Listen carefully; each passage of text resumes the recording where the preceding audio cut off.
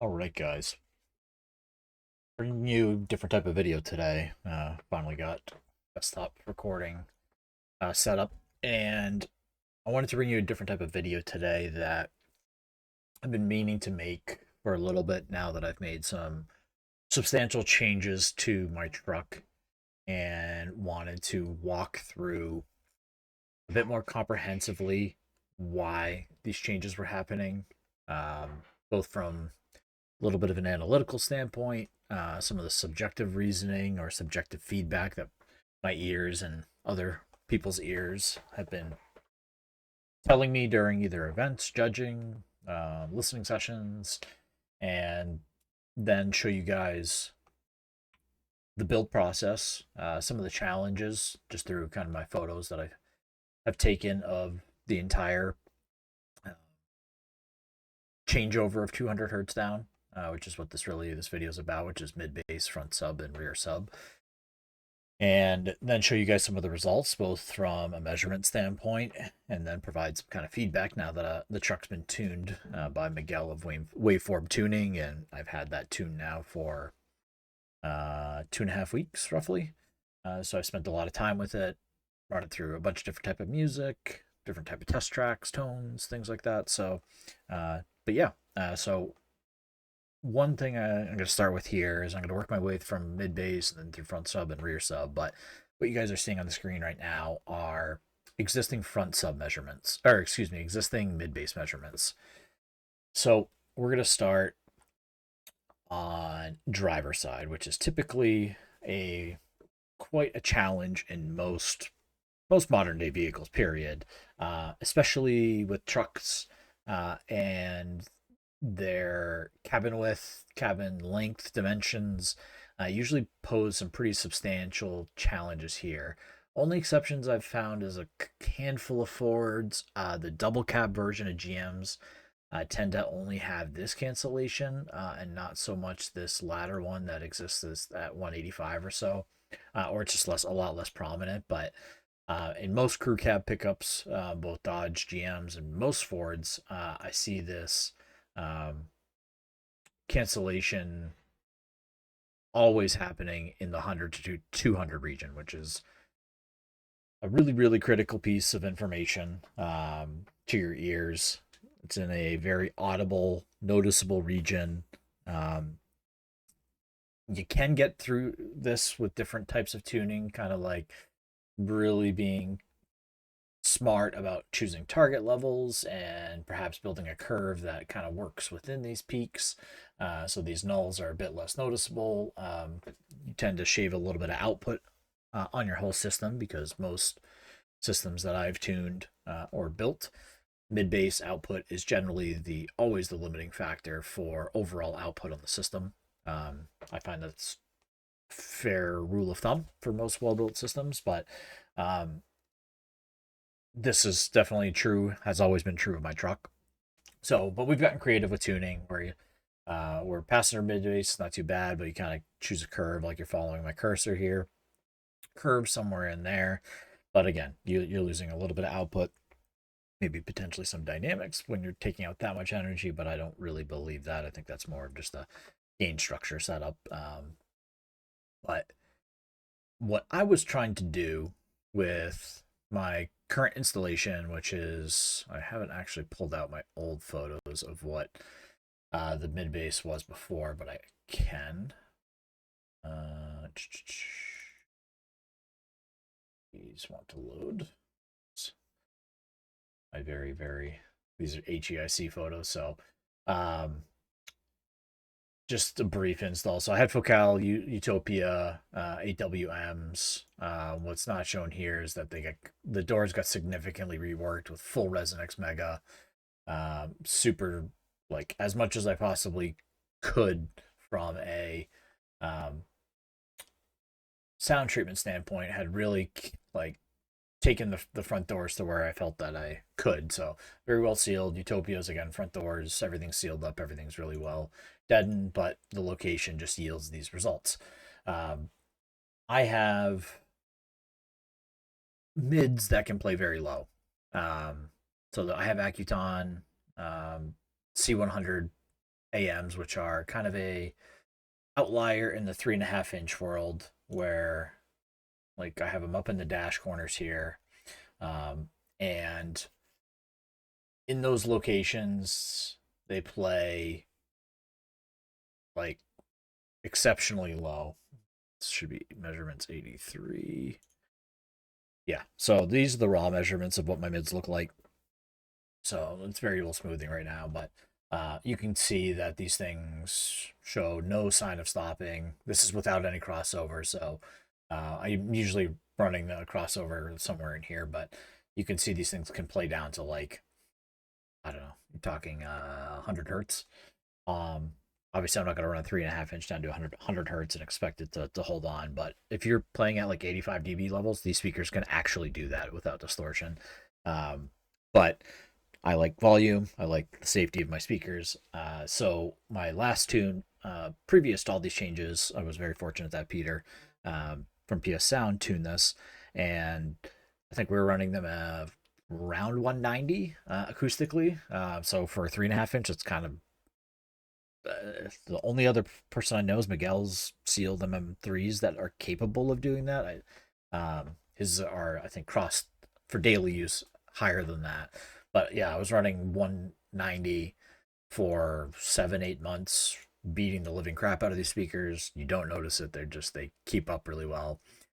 But that's still a um, problem with the the issue that I'm really trying to solve is. Oh, sorry, I'm getting a text from my wife. The issue that I've been trying to solve is this transition area. It's like I can't have the mid range be responsible for 100 to 200 as like being the primary burden of those frequencies. Obviously, it's going to contribute through the crossover region, but I was hoping to get my mid bass to be much more stronger natively in this region, because it's always something that I just noticed that it's not a great area, and it's a very resonance prone area indoors, no matter what you do. So it just wouldn't sound quite natural. So very bottom end of vocals, both mostly male, but some female can get down into these regions that you would just kind of notice things bloat, and you'd lose some of that mid bass resolution. So you're good.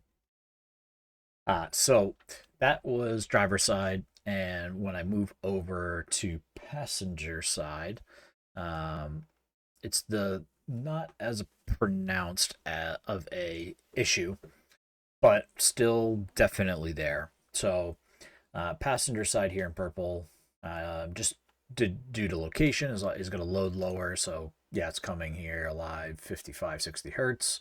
You're not going to run that. You're going to want to obviously be crossing higher than this just to get some energy without having to boost the crap out of your doors. But a fairly, again, if you're responsible with how you choose a target curve, like pretty workable to get up to 200 or so, and has pretty good like output without really terrible nulls until you get to this one at 180.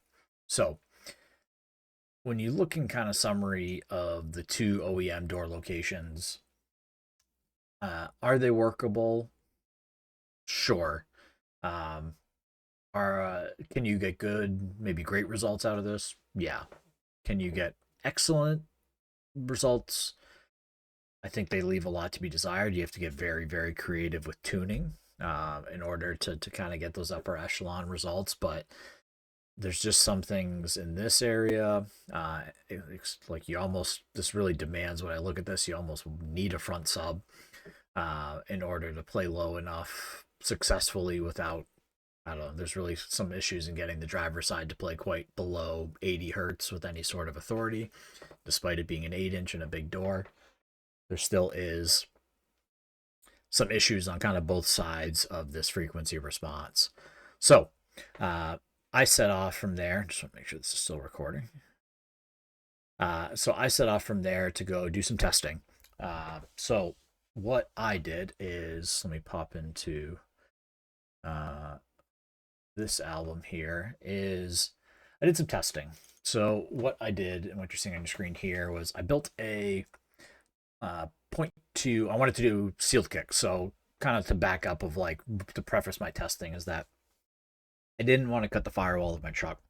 I was willing and had come to terms with cutting a hole for a rear IB sub, which you guys will see later, but I was not there on doing my firewall. I hate the outer energy of IB kicks. I think they're really annoying at competitions and meetups when somebody has them.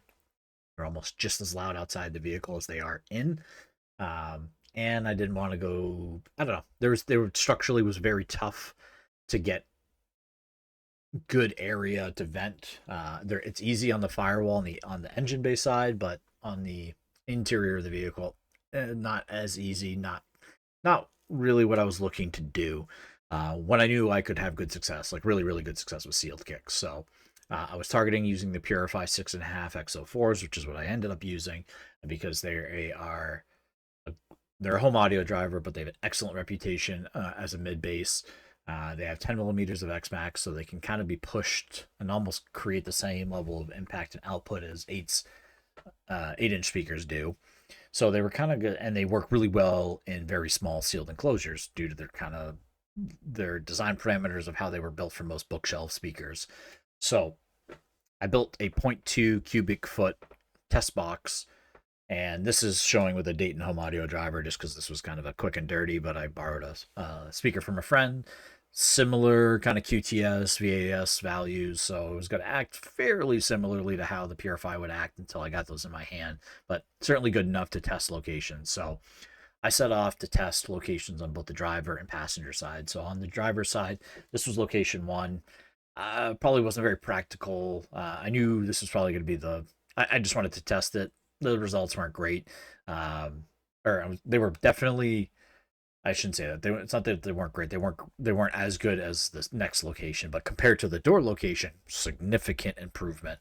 And I'll show you guys that in a second. But the second location, this becomes a common theme between passenger and driver side, was the further that I pushed this enclosure or the speaker deeper towards the firewall and further away from the listening position, the better the native response was of the mid bass, especially on the top end. So it was presenting, I would continue that corner loading effect that you get usually below 200 hertz. It was like pushing that deeper and deeper and higher in the frequency. So I was getting basically more free output, better native response, the closer that I could get the speaker to the firewall and further away from me. So number two, you'll actually see is really close to where the final location ended up being. And I'll show you guys through the testing versus actual later. And well, I'll probably walk you guys through that sooner than later, but it was almost a dead-on match of what my testing frequency response was to my actual frequency response was after I fabbed everything and put it there. It was almost a dead match, so that's a good sign of residences and things like that. That it's like a really solid install too. Just it's proving that this location was going to be successful for me to use. Now on passenger side, so I tested 3 locations on the passenger side. My first one was kind of for shits and giggles, was firing towards the firewall, which actually was the best native response. But I knew that I wasn't going to be able to fabricate that because I was trying to put a front sub right here. So losing volume in the front on both speakers was going to be a no-go. So, but I wanted to test it. It actually did very well. Number 2 was cabin firing. This would be the easiest to fabricate because I got a speaker coming towards the cabin. And I was thinking about, okay, I'll have my front sub also face towards the cabin or the front. This would be probably the most straightforward for me to fabricate. The difference in frequency response was fine. It was definitely improvement from the door, but not quite as significant as I was hoping for. Then I tried number 3, which was, this was actually kind of a little bit of a, maybe. Let's see what this does type yes and test. This ended up being what I ended up fabricating, and because this proved the same thing as it was doing on the driver's side. The further away I get this speaker away from me and towards the firewall, the better that the speaker would perform on the top end of its response, which is really where I was trying to fix. Like the low end of the response, I was going to have a front sub, so I knew that I knew that the from other testing with the front sub that even facing towards the cabin, my Illusion C10 that I have still plays up to like 180 natively. And then I tested it flipping it towards the firewall, which even improved the top end response even more. But my in either location, either firewall facing or cabin facing with my front sub, still plays down to 30 hertz no matter what. So I had kind of my front sub gives me a lot of flexibility on the crossover between front sub and mid bass. So my focus always on mid bass was getting better top end response. I didn't really care if I lost below 60 or 50 hertz in my mid bass because I knew my front sub had excellent response. And as long as I could cross my mid bass, let's say 100 or above, I was going to be in great shape. I'd been running my mid bass at 100 hertz crossover with my front sub for probably the past year and a half. They run actually lower now, but I knew that I could have success. I was just trying to get better top end response, which is why this location and this location really worked out. So let's show that in actuality. So let's do driver side. So driver side, we had this was the raw output, and this was position 2. So position 2 is what you saw right here. Immediately, this is no EQ. This is literally just stuffing that thing in there and running pink noise through it. It's a very small box, so again, you're not seeing a ton of low end extension. Like I said, I don't care about that. If I get to 100 hertz crossover, I'm tickle pink, which is super achievable with how this is set up. So even without any EQ, I knew that this was already worth it. And that, like, even here, even if I wanted to run what the old crossover was, 185, 190, like, you give me a couple of bands of EQ, you throw the mid range in there, and then I was going to be working with a very, very like easy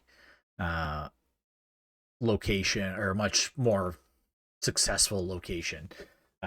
So with that, I decided to move forward with my test, or with fabrication in that planned location. I was very optimistic that I was going to get some much stronger results with the driver side with this new location. So now let's flip back over to passenger side. I'm going to turn off our. So again, this is my native passenger door with the AWM, and then I ran a test with, again, this was the firewall firing location, which looked really good. It moves this cancellation almost 107 or 130 hertz out, and going to be for whatever, for 200 hertz crossover, super easy to get to that and even higher. But again, this was the firewall facing passenger kick, which I knew I couldn't fabricate. Cabin side, this is why I didn't care for it, because this cancellation did not work out very well. This wasn't really a vast improvement over what I was getting. So I opted to, this is probably not what I wanted to do. But when we get to position number 3, this is where we start to see really, really nice characteristics, similar to what we saw in the firewall facing, where this cancellation, I'm not seeing big nulls here where I'm going to be in my crossover region. I'm pushing this out past 300 hertz. This is going to give me, I can easily push a little bit of EQ, choose the right target level, place a target curve here, have a crossover at 200, 220, which again was really my result, or really my end game with mid bass. And I knew that, okay, now I know I got 2 locations that are ready to go. So if I'm coming from my old setup, and I'm coming with these 2 new tested locations. This was kind of my anticipated response that I would be working with after fabrication, and I'll bring you guys through it at the end after we run through some photos. Well, might as well go through it right now. So what I ended up with response, we're going to go through photos. I'll show you guys the response after we're done. So I will leave our driver's side up there and we'll shift to a bit of a slideshow here. So I'm not going to go through all of these, but this is the driver I selected again, Purify X04. You guys heard the reasons earlier. Everybody looks at the surrounds, goes, what the hell's wrong with them? There's some engineering behind it. They're a fantastic driver. They're freaking awesome. Don't hesitate if you think regressing from 8s to these is a bad move. No, no, no. These things have crazy output. This was okay. I don't know. My front sub is in here. So again, tested location. I don't even know why I threw these in. Okay, so this was just a bunch of my fabrication notes. Well, okay. Well, I guess I need to run through the front sub if I'm going to run through this album together. So the other piece that I wanted that I'll touch on here. So mid-bass, you guys have seen my previous results. Now let's shift to front sub, because front sub and kicks got fabricated as a unit. So let's put the front sub in what I had for existing. So front sub, really my only ever issue with front sub was localization. And it was never, I don't know, like Peter and Miguel had both touched my truck. So Peter had done a tune and Miguel had touched a couple things after, and it really made my front sub invisible. But it was really invisible when the whole system was playing, which is, I guess, the point. But Miguel and a few others, I'd heard a couple cars, and then I heard Miguel's after we did some work about having a firewall facing front sub, and the benefits of what that does for localization, and if you need top end response, which really isn't relevant for front subs, but it really helps. Like my front sub natively now with it flipped towards the firewall produces energy that comes straight out of the middle of the center of the dash, which is really cool because it's like from a perception standpoint, it just always like helps the base image forward, because at competition levels and competition tuning styles for the most part, especially if you're crossing your front sub at 35-40 hertz, it is handling the bulk of the bass information that you're hearing and in most music. So having that kind of natively image correctly and forward is a really nice benefit. So that was really what I was chasing for. The flipping of the sub was as much of a personal experiment, not necessarily what I felt like a necessity. I was willing to sacrifice if I couldn't fit it and I had to flip the sub the other way, that I would towards the cabin, because I didn't feel like this, out of the three things that I did, mid bass, rear sub, and front sub, this decision was the least critical, the first compromise I was willing to make if it was going to affect the other two pieces. And fortunately we were able to fit everything, but this is my existing front sub response. So again, there's a little bit of, this is almost the nature of my cabin gain. There's like two like really big areas where my truck has cabin gain, which is like mid 20s and mid 30s. So it's something that in my rear sub I notice I have to basically, like, even though if you EQ subs perfectly linear, you have to pull down area in here, otherwise bass doesn't like track linearly when you're listening to it or changing volumes, but that's another conversation. But front sub has always been super useful from, I don't know, like really from here, this is 31 hertz up to this is 185. You can work in there healthily, and that's the beauty of the C10. It's basically a glorified almost mid bass, but it works extremely well in small enclosures. Here it was in 0.55 cubic feet. This is my old enclosure, it was a little bigger. But yeah, like no issues, no big nulls. Like you lose a little energy here, but everything is very useful to use the sub if you're using a traditional crossover, 40-45 hertz, very easy to work with. I did a test similar to the other mid bass. I tested the firewall facing forward, and I was hoping maybe I would see this gap fill in, but literally exact same and similar to how the mid-bass act. When you push that driver forward and towards the firewall, it improves the top end response. So that's what I was seeing. I was seeing basically free energy. This is same volume, same gains. I was seeing free energy at the very top of the response. Again, this is not what I was chasing or needing from my front sub, but it's just something for people to note. That flipping does have this effect and potential benefit for, I don't know, some cars. Maybe you want to run no mid bass and you want to run 4.5 or 5 inch mids on the dash because you don't have place to put a proper mid bass application in your vehicle. C10 and a couple of other front subs that can sound very natural in these 100 to 200 hertz regions. Who knows? You could run a mid-bass less build where you cross at, I don't know, 150, 140 with your front sub and then have your mid-ranges, your oversized mid-ranges pick up from there.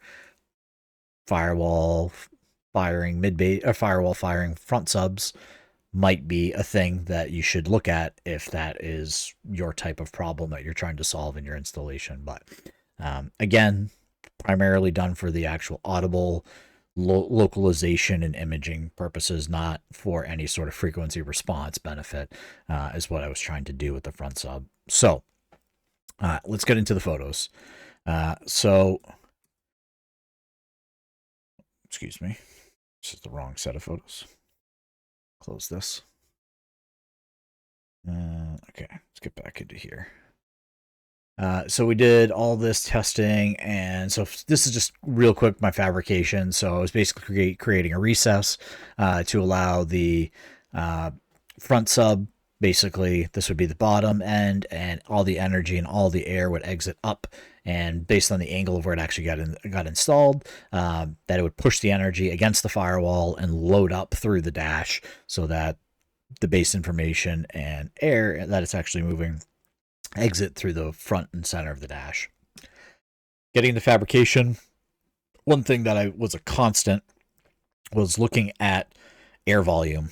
So I basically had oversized volumes. I knew that for the C10 you can run this thing down to like 0.3, and QTC alignment and performance is still really, really good down to even those very small volumes. I prefer, obviously, I wanted to keep as much as I could, but the more critical air volume that I needed to maintain was 0.2 cubic feet for the mid bass. So I built basically these two. They're obviously not incredibly accurate, but very close, basically bagged enclosures that had half a cubic foot and 0.25 cubic feet that I used because I knew I was going to lose.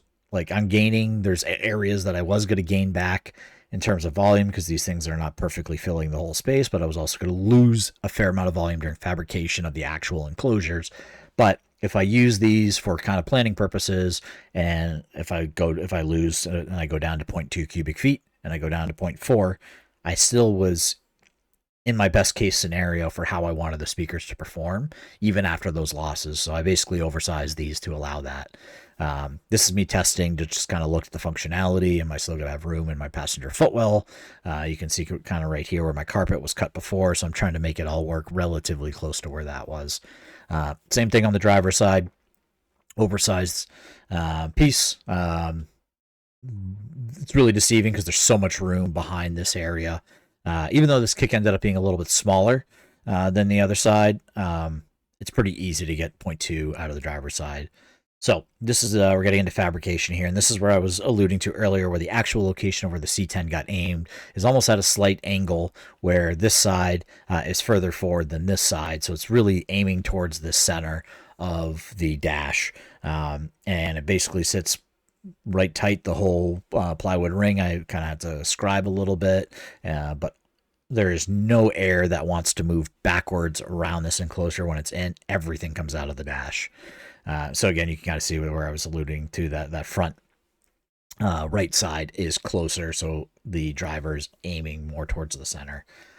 This was my starting to lay out. This again is a 3D printed version of the Accuton mid bass, but in terms of depth was very, very similar to Purify. It's also 6.5, so from a planning purpose, rather than sticking the speaker in here, taping it up, risking damaging it. I use this as my test apparatus. So I took the ring and I'm starting to just plan out, hey, look, does this fit?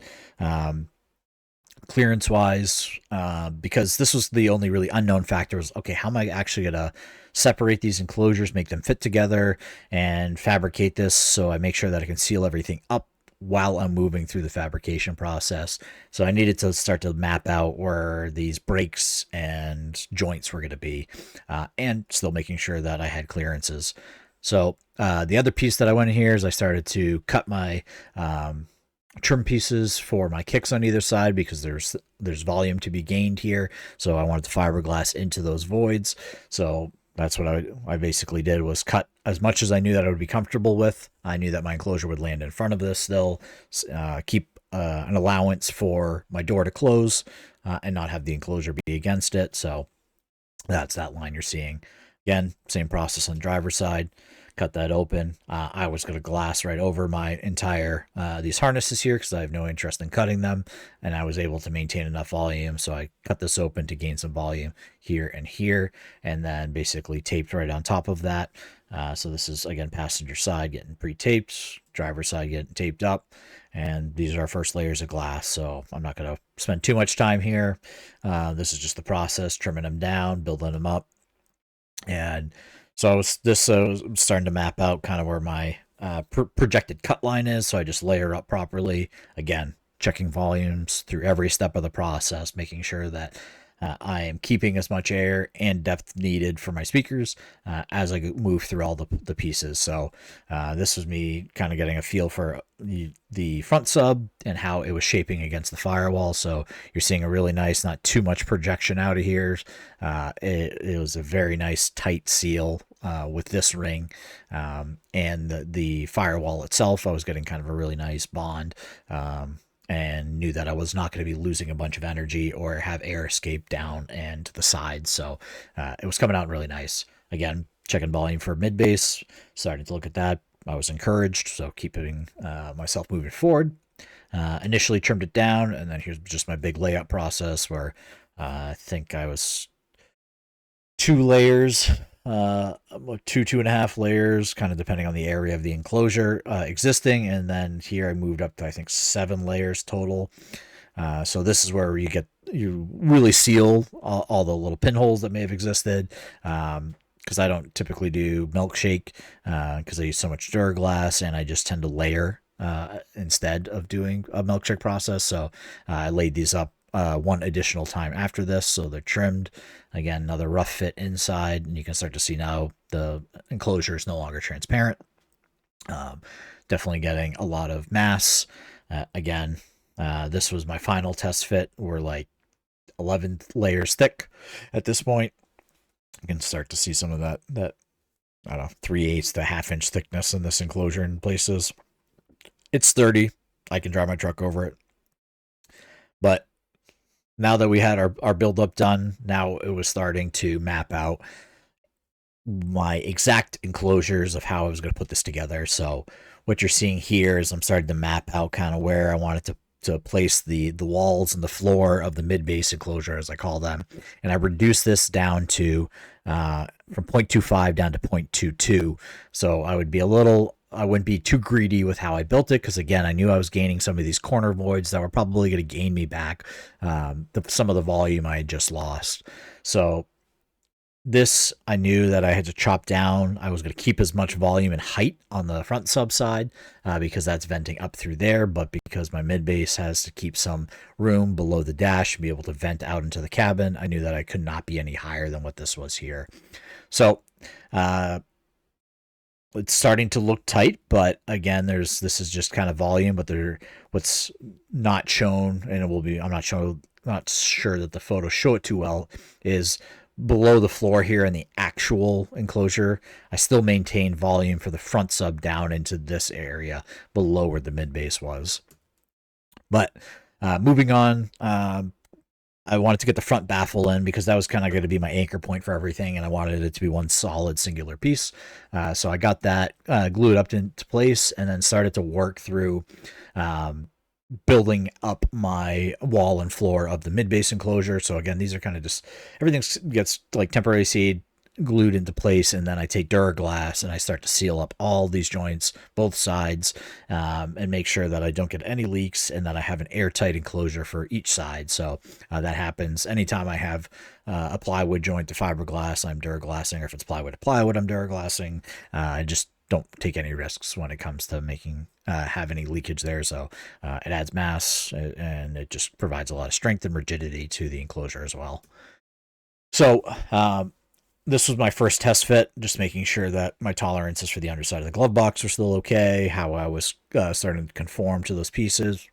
Mostly happy. So starting to work my Duraglass from the inside first, making sure that I'm pushing it from the inside to the outside to fill those joints, and then I work my way from the outside to the inside to fill them from the opposite way. As you can see, this is very tight. This is the 6.5. The outer dimensions of the basket are basically right at the limits of what the actual enclosure was going to accommodate diameter wise. Granted, my hole for the actual speaker is not as big as the basket, so I was just going to surface mount right on top of that baffle. So then from here, that's stepping up for trying to maintain as much volume as I can for my front sub. So I still have that. It's about a 1-inch step from this baffle to the top of the front sub enclosure. Again, this is just to try to, like, as you can see, this final before I really start to glass and seal this thing completely. How complex this little thing is. I'm probably like 20 hours deep into just this enclosure, maybe more. Just so many little pieces, adjustments, trimming a little here, making sure things are still staying square, things are strong. But yeah, this is kind of the most complex thing I've ever fabricated. Probably the most tedious thing I've ever done, but I was really, really proud of it. And it was like everything kind of came together. I really never had to take anything apart backwards in order to make it all work. So here I get it tested in one last time. I had cut this the size, and I could start to see, okay, how is this going to work with the mid base and the venting and clearances, and I was just really encouraged that it was going so well. So once I was happy with that, sealed up the whole thing, lots and lots of Duraglass, and yeah, you'll see I kind of I take it to this point, let it cure for the night, but I move over to the driver's side kick. This, I underestimated how complicated and annoying this would be to build. There is a hump right here that was really, really tight tolerance-wise for the back of the mid-base. So I had to be very careful about where I placed this baffle. I needed to make sure my brake pedal could fully compress in the event of an accident. I need to be able to slam my brake as hard as I want and make sure that I had no obstruction, and it still does. So it's still, everything operates. All right, oh man, 40 minutes deep. I'm sorry, everybody. We haven't even touched rear subs yet. But this was where I determined that the front of the baffle had to be. So I essentially kind of glued a couple dowels here, get that piece into shape, and then start to work the enclosure out. But what I also had to do was get my anchor points done to make sure that I could get through the actual opening of the speaker to get to the mounting point. So I had to drill a couple different times. These would eventually get sealed back in with fiberglass, but yeah, we found locations that would work and secure it. And then I just began to work similar to the other enclosure, sealing it in. Yeah, kind of a little test preview there. And yeah, so I kind of got that all worked in, and I gave myself some accommodation for a grill, which I have to build another one still today because these things have so much X-Max that they were hitting my first set of grills that I made for this. So, but that's not a huge priority until my first show. So now this is the first time I kind of saw a quickly sanded version of the passenger side, which has both the front sub in here and the mid base in there. Then kind of started to see, hey, look, we're getting there. I was really excited here that this was the end of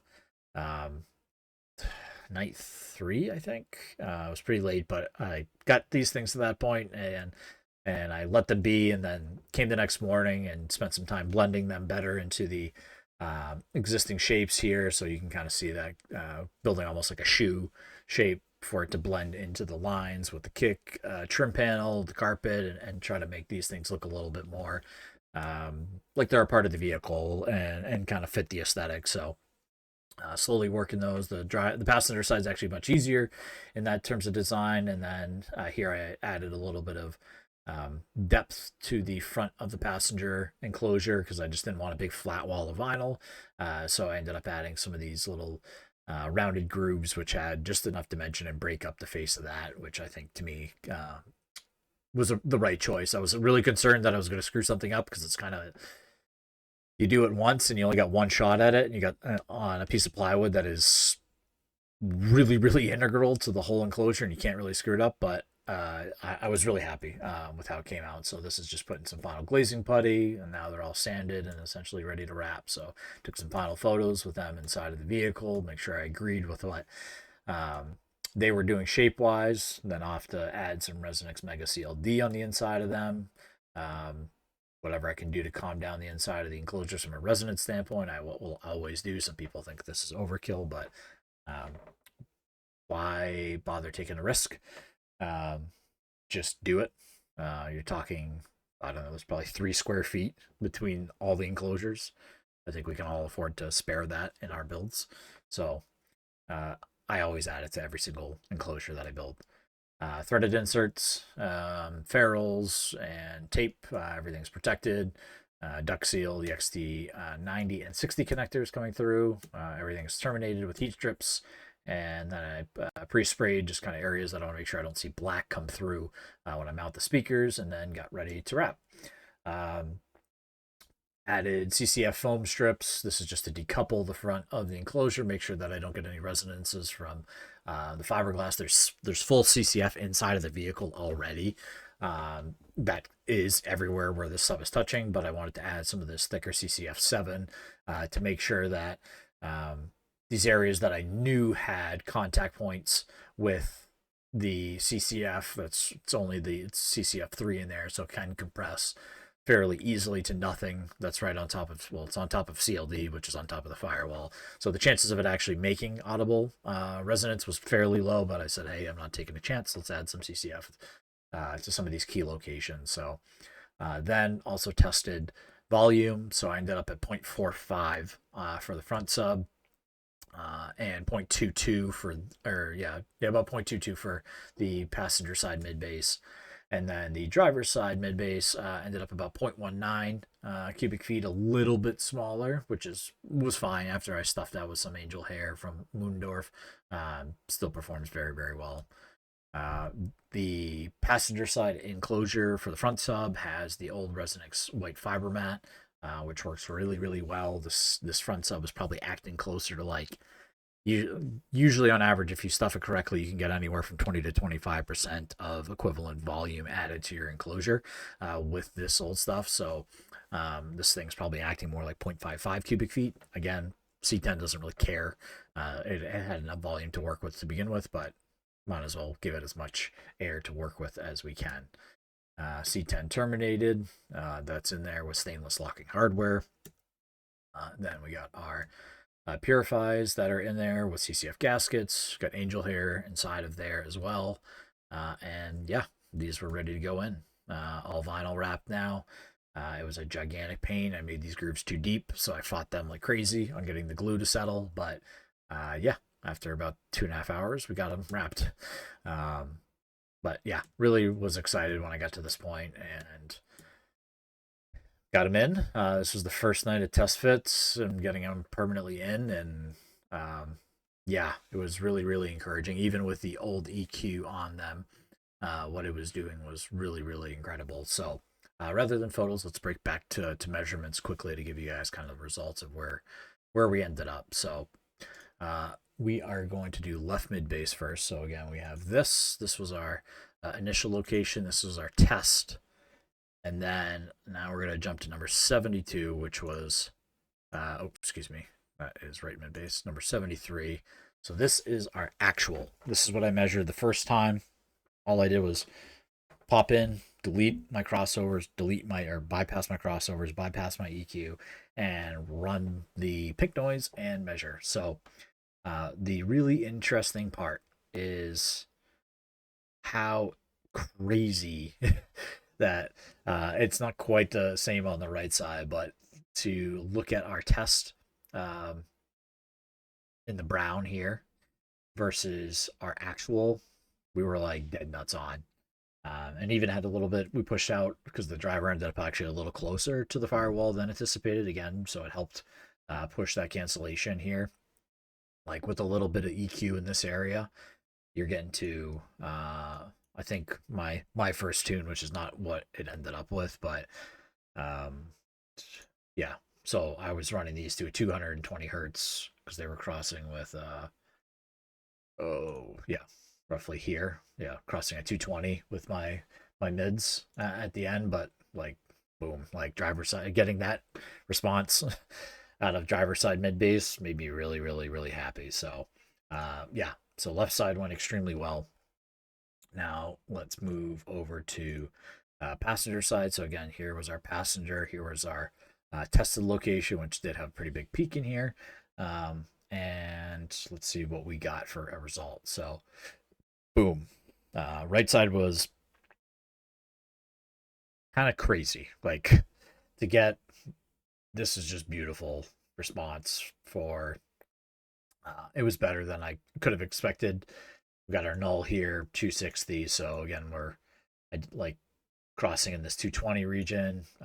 Again, this null is pretty small in the grand scheme of the rest of the output. So not a huge deal in terms of having crossovers up in this region. It's not really going to cause much issue, but really nice. Like getting tons of loading from the low end. The top end worked out exceptionally well because this driver ended up even deeper than my test enclosure by probably 2 or 3 inches relative to the firewall. So that top end response just kind of was even better than expected. So absolutely worth the effort for the mid bass. Yeah, when you're going from this to this, you can't be upset. And front sub. Okay, so now let's get rid of this and this. So front sub old was on 58. And so again, we tested. This was the, oh, excuse me. This was, I wrote down some numbers here. Oh, 60. Okay, so because I have like 5 or 6 different sets of measurements opened under one single file. So this was the test was in purple, and our new raw response was in brown here.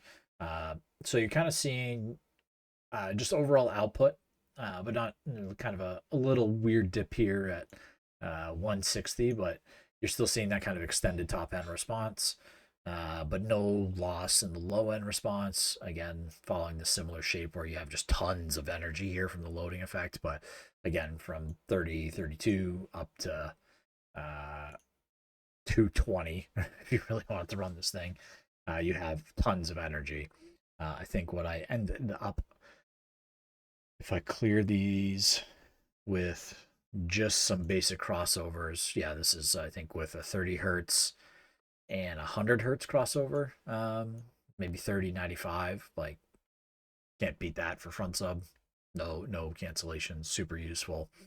And then I think where I end up as my final EQ'd response in the tune that I did, something like that. So, yeah, it's C10's awesome. That location's awesome. Works well on a truck. No complaints about that. So, yeah, really, yeah, they worked really well. Kind of wrap up. This was a little temporary grill I wanted to make with a carpeted cover. This is just for daily use, so my wife can put her feet against it, but I can also like quickly remove it to get back to this case for shows. Um, and these, oh, this is just my pressed grill that is now useless. The process I did worked well, but with it like this, my actual purifies reach out and hit this when I really start to push this piece. or when I really start to push these things with a ton of mid bass, they get a little fun. Um, and then I just have this is what I use to attach the front sub mechanically to the floor on the passenger side. So let's get out of here. And now that it took me 50 minutes to get through mid bass, hopefully it will not take me 50 minutes to get through rear sub. Um, Rear sub, let's start. Okay, so our old sub. So I went through a couple of different things. Let me pull up. Is I used to have, for the longest time, I ran AudioFrog GB12s. I ran them. They lasted forever in my truck. They were better part of a year and a half, 2 years. Very, very good subs. I still recommend them. Work extremely well in these like kind of small sealed applications, 0.9, 0.8 cubic feet, up to 1.2, 1.3, 4, 5. They do not need globs of power, 19 millimeters of X-Max, so they still get down. Excellent sub, and very musical, very SQ oriented. Great sub, really no complaints. For about a few weeks, I had the opportunity to kind of test trial these Encore 4412s, which are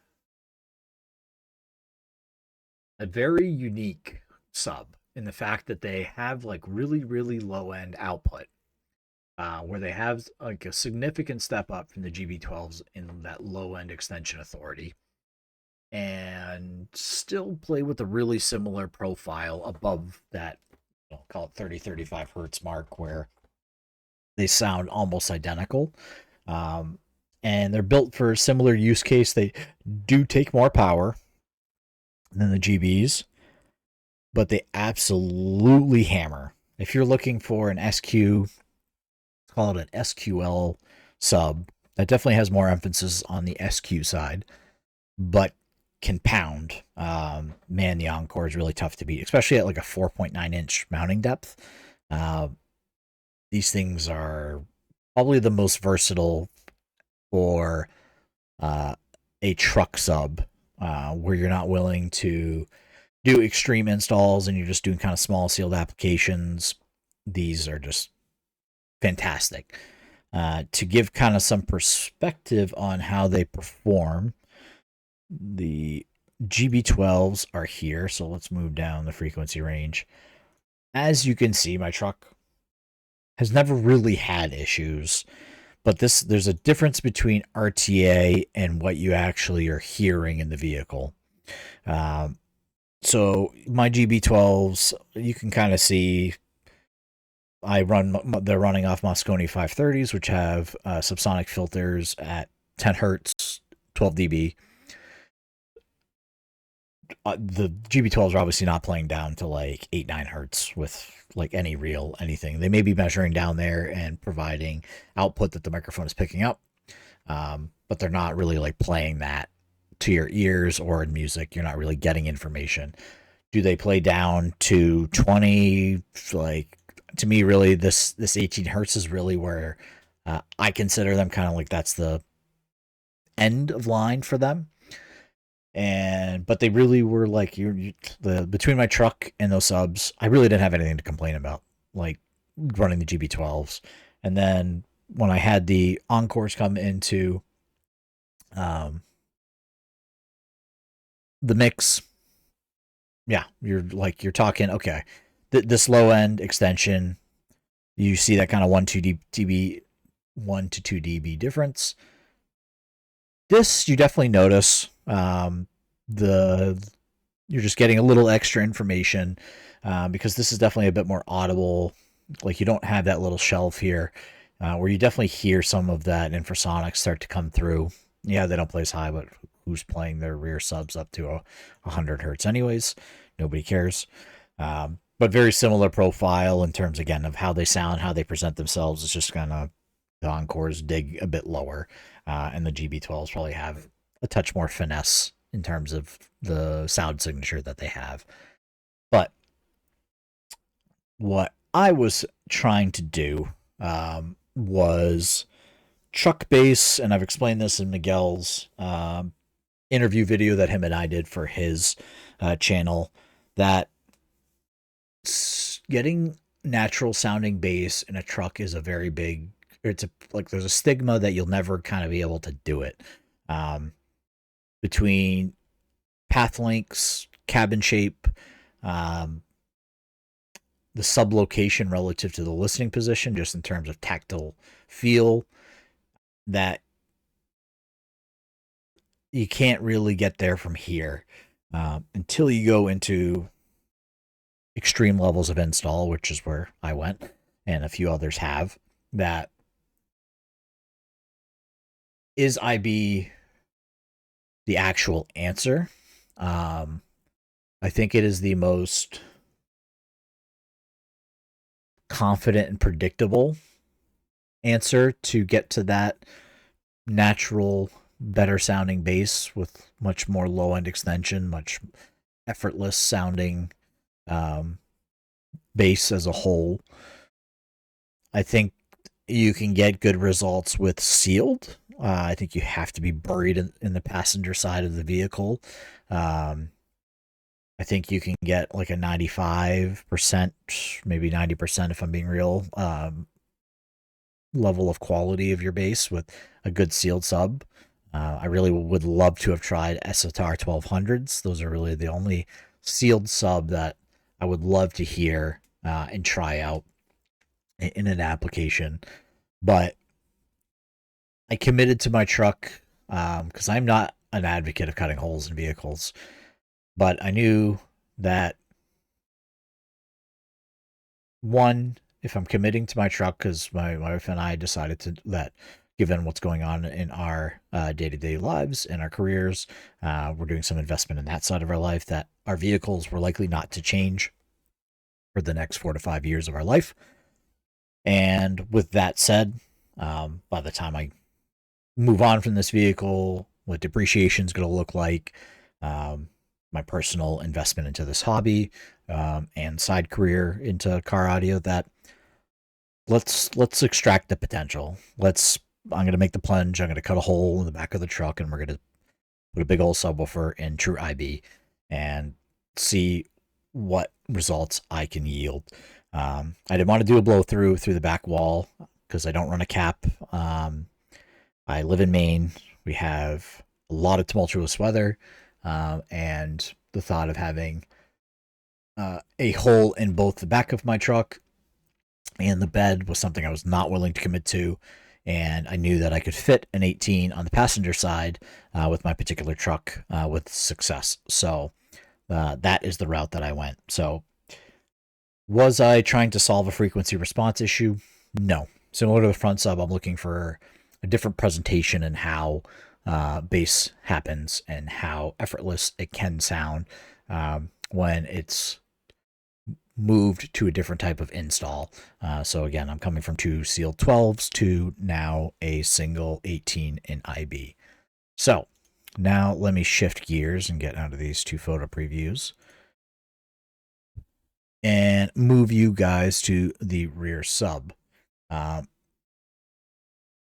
So just as a prerequisite, this is like the only thing that exists from the old build, is that I have a seat lift, which you kind of need to make happen to do the IB install that I did, or run a lot of these sealed, the GB12s, you need a seat lift in the GM 2019 up bodies. Most trucks will need a seat lift to run full-size subs anyways. But anyways, this was my old Stealth box, but you can see right here, it's a 2-inch seat lift and was necessary. So moving into what I actually got. My name isn't actually Rick Wilson, but I thought I make a little joke here. So this is the actual subwoofer. Shout out to Steve Wigner, whom with I would not have done this, but he was the man getting me this subwoofer in short order. Yeah, so little pen for reference, giant subwoofer. I think most folks here in the SQ world know of Acoustic Elegance and the subs that John produce. They're often used in very, very, very high-end home audio systems, but he's developed a set of drivers for automotive infinite baffle use, which are the IB, AU, subwoofers. So this is, again, the IB18AU 4-ohm version, and this A signifies that this is an Apollo version, which has an additional shorting ring here that helps power handling. It's supposed to help top end extension, neither of which really matter to me, but it's just the one that Steve happened to have. So single 4-ohm coil, and start to test this getting in the truck. Snug, but it's going to work. Had the truck on a lift, drilled a bunch of little test holes. You can see here, you can see here, because I was mapping out, okay, I need to get to 50% cone area for a hole. I ended up being at like around 53%. This was a 60%, which wasn't 60%. It was more like 52 on this actual circle, but it allowed me to get some good understanding of where I was going. It's a little deceiving here. There's almost like 3 inches between the frame rail and the body here. This is non-structural area. There is a structural rail right here, but again, I'm cutting next to it, not cutting through it. And then there's a rail on the outer part of the vehicle. So I was fortunate to have kind of this big area. Like when I went to actually cut this, it took me all of maybe 45 seconds to make the hole.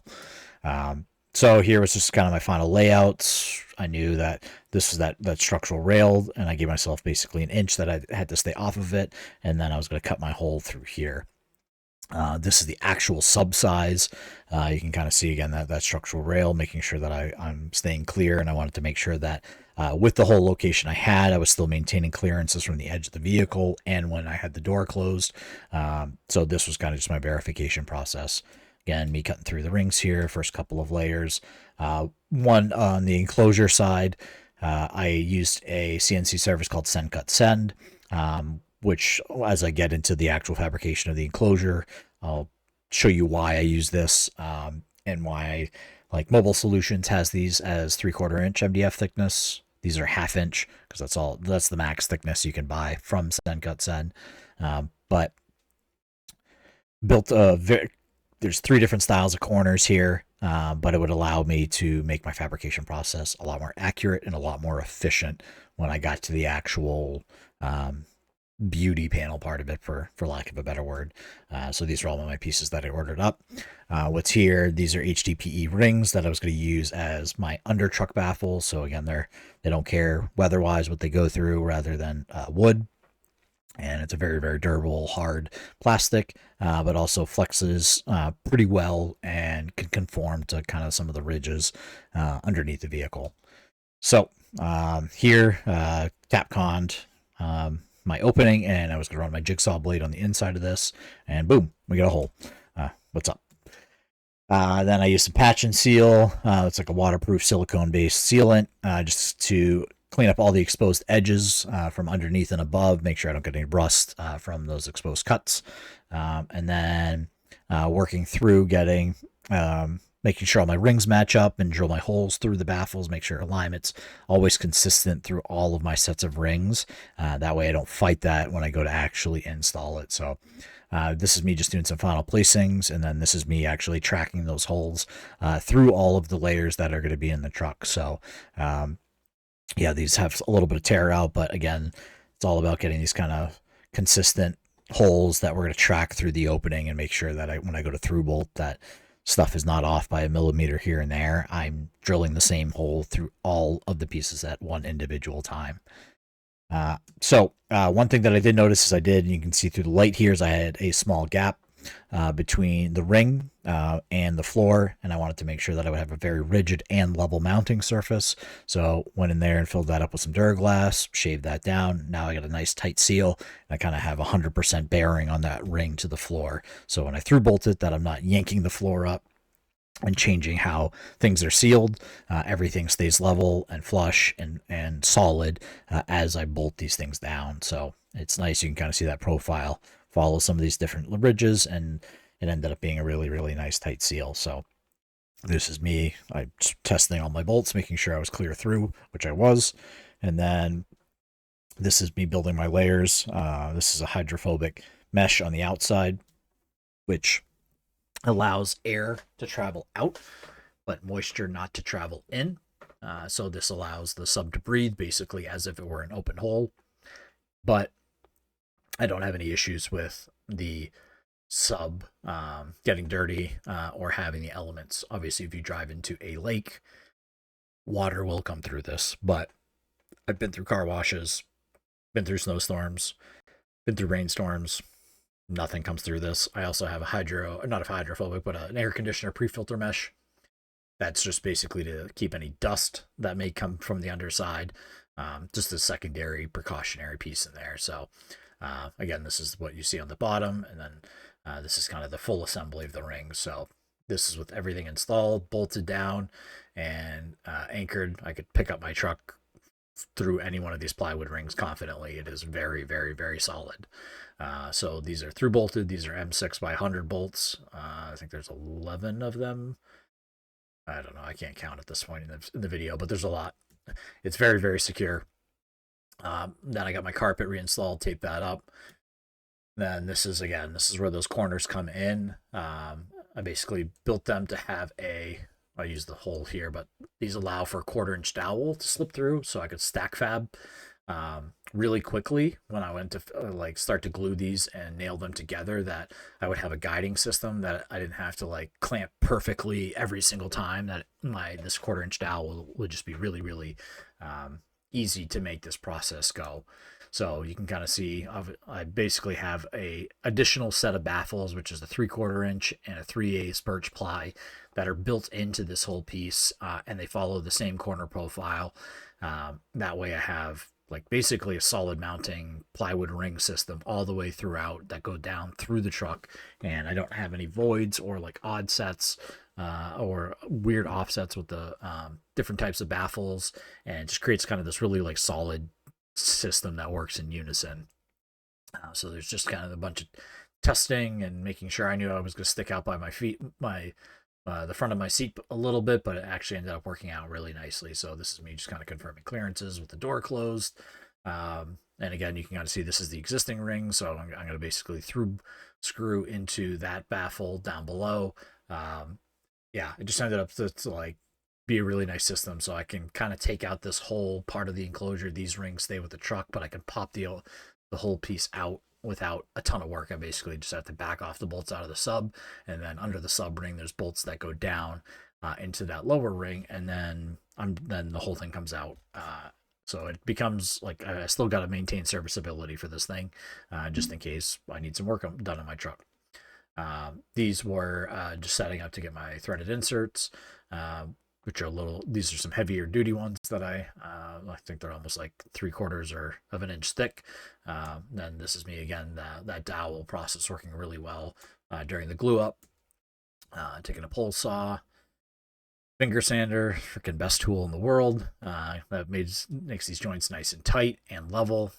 Then this was kind of my first mock-up, which I was getting really excited about. I'm going to keep moving through here just for sake of time, but yeah. Started to kind of just trim things out. Like I said, it really doesn't profile past the back seat very much at all. Then some final test fitments, and then I had a cover that I was going to put on this to kind of enclose everything, but it still breathes perfectly fine, does not affect the performance of the sub at all. Then chamfered, glazed, and then sanded. Got it vinyl wrapped, which worked out actually pretty well. Then a carbon fiber logo on there, and then this is actually secured in the truck. So you're seeing these GRKs right here. Those are what secure this ring enclosure down to the ring system that's built into the truck. And then I have all these little taped areas are the threaded inserts of where the actual sub mounts into the enclosure itself. So here it is wired in. Obviously, you got to have some lighting. And then these are kind of my first test run through some of the photos and after getting it installed. So yeah, it was one thing that I also gained back here, and I'll go over it in some of the other photos. I put some of my OEM storage back, but I was really, really happy. I feel like this sub enclosure fits with the aesthetic of the vehicle, the lines. Yeah, feels very intentional. Super, super happy with the outcome. But how does it actually perform? All right, let's jump back to Rue here. So, first night that I was there, raw measurement, where the hell are you? Was right here. So one thing I was worried about was everybody had warned me that the IB uh, acoustic elegant subs don't climb high. Like it falls off a cliff at 50, 55, 60, 45, you name it, somewhere around that frequency. Definitely not my experience. Like this thing's playing higher than my other subs did. Like again, I'm never using it like that. I'm using it much more closer to something with a 40 hertz low pass. But yeah, this thing was basically playing right against my subsonic. Um, you can kind of all see the roll off through everything, but it's this energy up here that it doesn't look like a ton on the RTA. And probably this isn't normalized in terms of sensitivity because they were taking these measurements and these measurements were taken at two very different times. Um, but the amount of low end output is just like from basically from 25 hertz down to the single digits is a completely different experience to your like body and ears with this install type and this sub. It's just yeah, there's output for days. So in terms of kind of where I ended up with this, so let's clear this is what it looks like in my system. My subs ended up 42 here. Yeah, so basically what my front to rear sub with both my subs playing look like this. For this other one. So yeah, we're basically linear to 9-10 hertz, and it actually like if you run a sine wave generator, it just keeps going. Like at like I'm gonna say at 10 hertz, you definitely start to notice that drop, but like down to like it's 11 hertz, like freaking flat, like it moving air naturally. It's more of a feel than it is an audible thing, but yeah, it's more than I could have asked for. All I was looking for, like I didn't want to like I don't need 5, 6, 7 hertz. I just wanted to have effortless low end extension, and it would offer anything that music would provide output to. So short of pipe organs that can go down to 3 hertz, this plays everything, and it doesn't try. So yeah, I think front sub give you kind of a sense of crossover. Yeah, so front sub, yeah, right about there. So I think we're crossing 45 is I think our electric acoustic crossover. Might even I think I ran it at 40. Let me see if I have.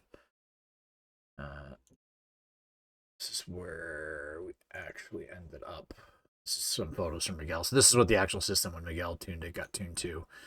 Yeah, we crossed tweeters at 2. I think it's 240. And then we are at 85 for mid bass to front sub and 45, yeah, for rear sub. So, and this thing obviously keeps climbing, but um, yeah, Miguel's tune had it rolling off a little sooner, but the whole rear sub is it's still like is playing very much down into the low teens, but um, yeah. So closing thoughts. Here's kind of just some final photos of the install. You guys have seen these parts, but here's kicks. Got that front sub enclosure tucked in there. Purifies hanging out in the passenger. And then this is a rear sub and that storage I gained back, which will probably become an amp rack in the spring for something new. And yeah, it ended up working out extremely well from an aesthetic and performance standpoint. Absolutely worth the hundreds of hours of planning and the hundreds of hours of install that got squeezed into about 6 days. But yeah, closing impressions. Some of the unique things that are I don't know. It's not problems. It's more just stuff that we noticed in the tuning. If I bring myself back to um, sitting in the driver's seat here, left mid bass. Just this location is like very sensitive to how close you are to it. So if you happen to be short enough that you needed to sit in front of the B pillar, I probably would rebuild the kick to have a different orientation. It just has a loading effect that as soon as your ears are like 2 or 3 inches in front of the B pillar, which again, you probably have to be 5 feet or shorter to be in a regular driving seating position for that to be relevant. Um, but there's like this kind of wall that don't you can't cross with your ears, otherwise that left mid bass creates like this loading effect that it's like 10 dB louder than the right side of the vehicle.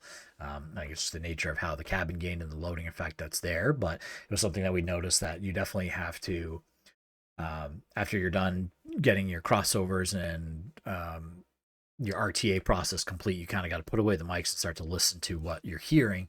And probably out of any speaker in the system, left mid bass is the most temperamental in terms of how it moves up and down with volume. Like, what does that location do with volume? And things that Miguel and I definitely notice. It's like 40 to 70 hertz. Gets very easily excited in that area. We took apart the enclosure, make sure there's no leaks, no resonances, just because of the way it was acting. I was like that dramatic, but it just turned out to be like, okay, look, we know this. The install is solid. There's no leaks. It's just the nature of how this vehicle operates with a speaker in that location. So just requires some selective cutting and testing with some tones, and whether it's cutting again or adjusting, it just, I'm sure that if I RTA'd my left mid bass, people would think I'm crazy, or we would be like, what the hell's going on with your truck? It's just like, well, it doesn't sound like that to your ears when you're listening to music now, but it's one of those things why I'm like, the RTA and tuning from remotely only gets you so far, because there's just stuff that uh, unless you could pick up on your own with your own ears, RTA is not going to tell you the issue that mid bass is actually having. Even though if it was perfectly RTA to a perfect target curve, it would not be acceptable to me long term, because of how, like, it can act perfect in a certain situation, but through like low level or high level volume listening, the characteristics of that location kind of change. So you have to find this happy medium with both EQ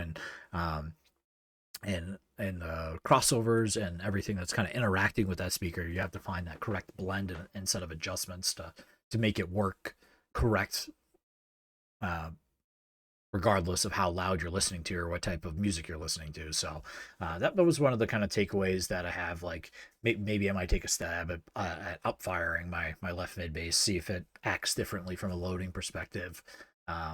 But that was probably the only piece. And then rear sub is like, again, I talked about it a little bit earlier, was cabin gain. And one of the, I think Miguel's biggest strengths is his linearity and how his tuning sounds, especially in bass. Is there's some techniques that he uses that really help with that, and a lot of it is addressing how rear sub moves up and down with volume, or just specific frequencies that some vehicle, like every vehicle is going to be different in this regard of knowing where like cabin gain starts to take off, or particular resonance really excites the vehicle, or particular frequency rather excites the vehicle. You just have to listen for that, test for that, and those little adjustments create, to me, is like the bass is just as exciting at 55, 60 dB as it is at 110 dB in my system. It doesn't overpower it in either volume area, which that to me is a very unique attribute to both how one Miguel tunes and two this type of install. So the other that's really it for what in terms of challenges. Like, the front sub works fine. The only other thing is really that I'll probably take apart my dash, because I have so much energy getting pushed through it now with the front sub.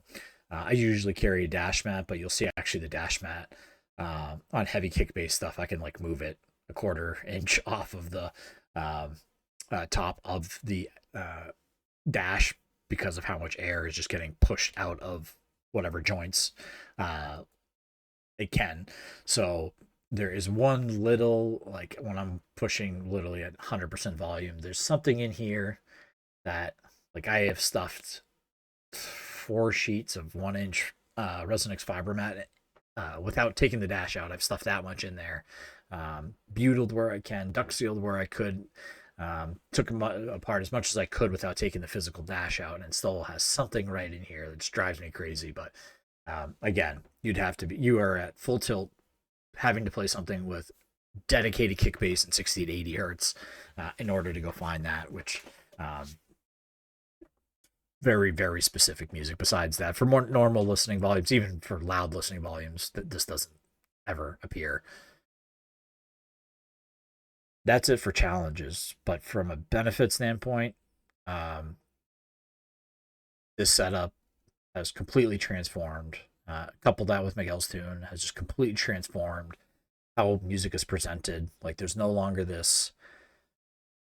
The mid bass location has really helped create like this boxy. Like, I feel that music is this wall that, like, the music all originates kind of at this joint of the firewall, and I don't get the perception that like music is like slanted, where my bass is coming at me from a closer location than my mids and my highs are. Everything feels like it is in one core location.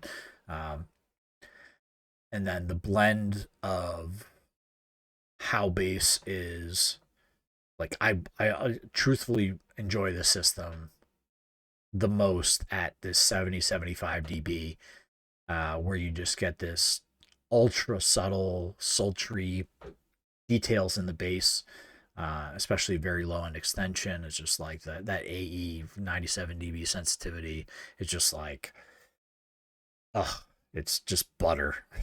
um, that you get to hear all these little details. The C10's always been an all-star and a unicorn in the front sub department, but the Purifies, I think this little wombo combo of the Purify C10 and AE has led to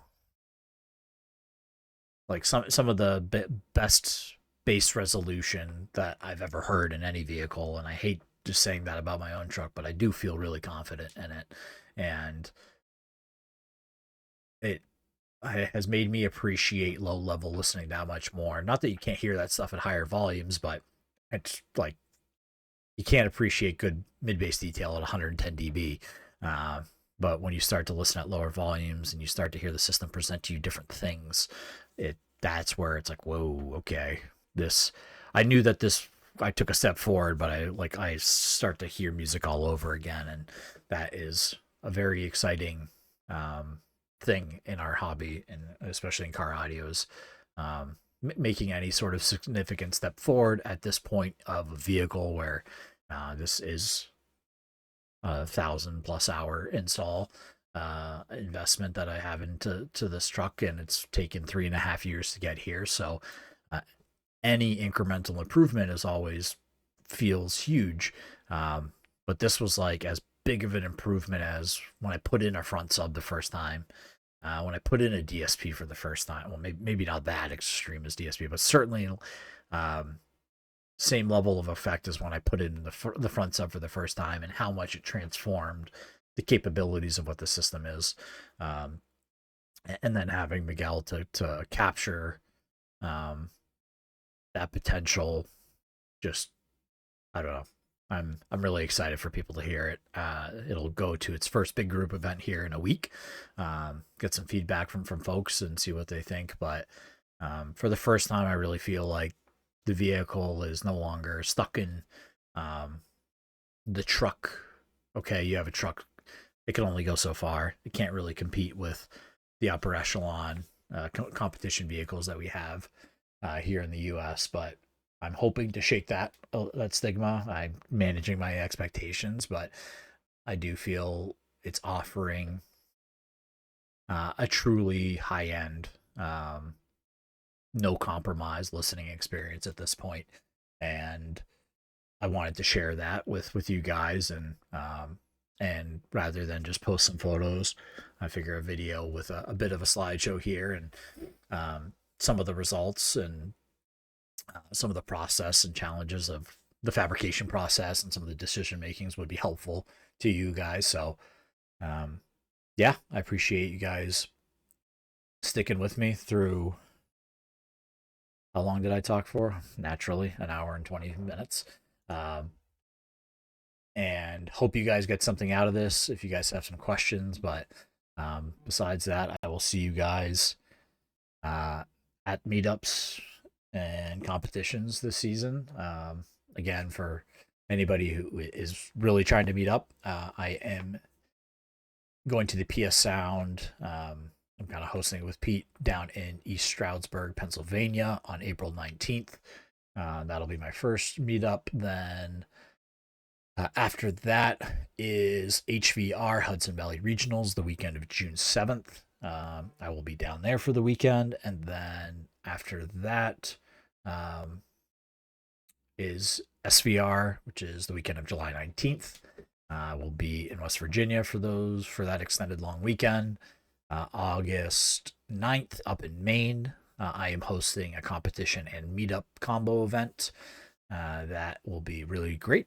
Then September 13th, also in Maine, further south in Sanford, there will be one other competition that'll be attending. So, and yeah, if you want to meet up, or if you're in the New England area, the southern Maine area, and you want to hear it, don't be shy. I'm always happy to give some demos if I can. So, yeah, thank you guys for watching, and really appreciate any comments or likes you guys could send my way. Have a good one.